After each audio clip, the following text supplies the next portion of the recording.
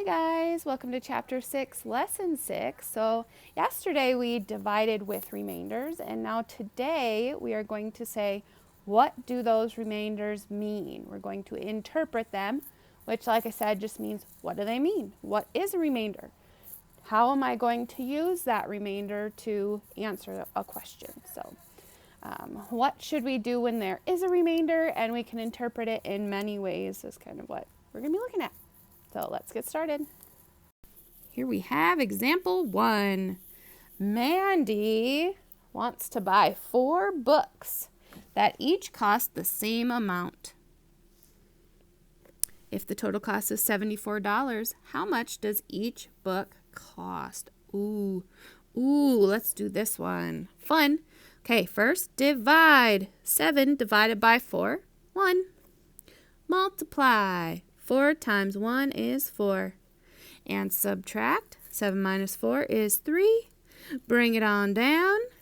And bring it on back to divide. 34 divided by 4.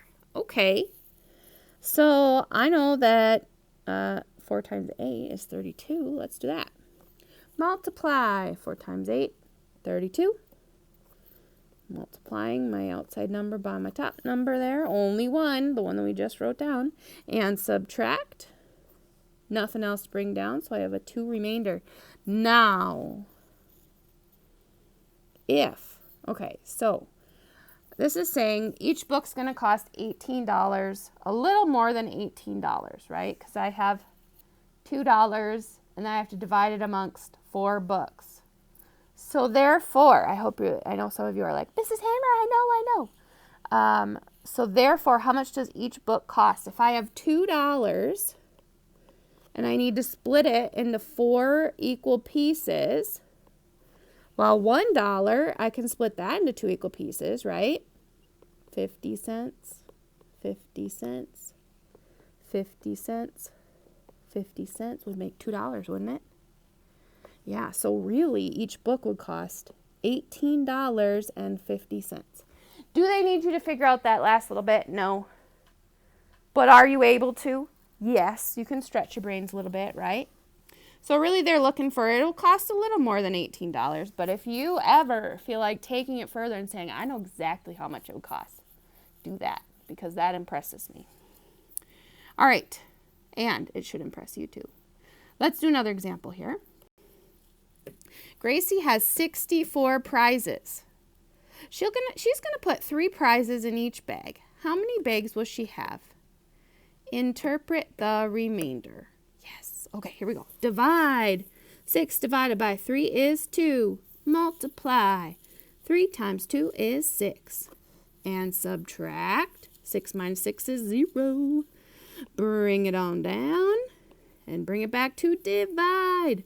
4 divided by 3 is 1. Multiply. 3 times 1 is 3. And subtract. 4 minus 3 is 1. And I have a remainder of 1. Okay, so she has 64 prizes.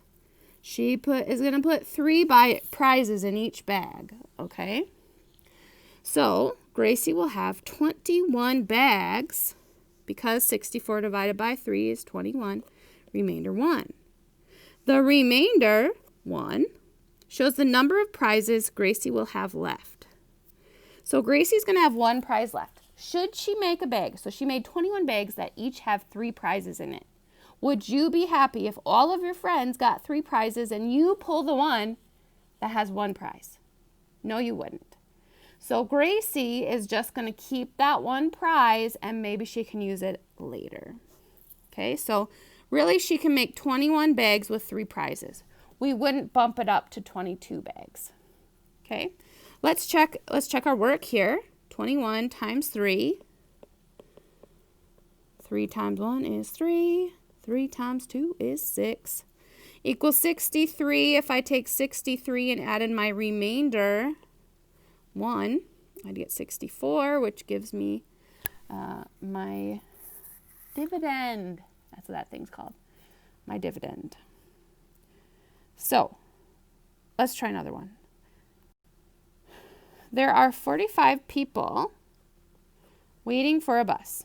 Each seat holds 2 people. How many seats will be needed to seat all 45? We need to divide and then interpret the remainder. So here we go. Divide. 4 divided by 2 is 2. Multiply. 2 times 2 is 4. And subtract. 4 minus 4 is 0. Bring it on down and bring it on back to divide. 5 divided by 2 is 2. Multiply. 2 times 2 is 4. And subtract. 5 minus 4 is 1. My remainder is 1. Okay, so if I take 45 kids and I can put 2 on a seat, I need 22 seats, but what does my remainder mean here? My remainder means that 1 kid doesn't even get a seat, right? So we need that kid to get a seat. So in order to seat all of the kids, I'm going to need 23 seats because I need 1 more seat for that student right there. Okay, so the quotient was 22 remainder 1, but my answer for this problem is actually 23. Because if I only have 22 seats, 1 kid's not, or 1 person, isn't going to get on the bus. And that's not cool. Okay, so that's what interpreting the remainder is. It means, do we leave the remainder off and not use it at all? Like we did with the last one, right? We just didn't use a prize. But in this case, we can't just say, hey, person, stand on the side of the road. So we need to use that to add 1 to our quotient, our answer up here. Okay, so let's try another one just for fun.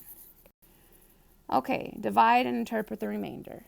Tyler is planting 60 trees at the apple orchard. He will plant 8 trees in each row. How many full rows of trees will he plant? So that means he does not, page 364. That means he doesn't want a row of 7. He doesn't want a row of 2 trees. He needs them all to be rows of 8. So let's do this. 60 divided by 8. Okay, ready? Oh, man. 6 divided by 8 is 0. I can't do it, right? So I'm going to multiply. 8 times 0 is 0.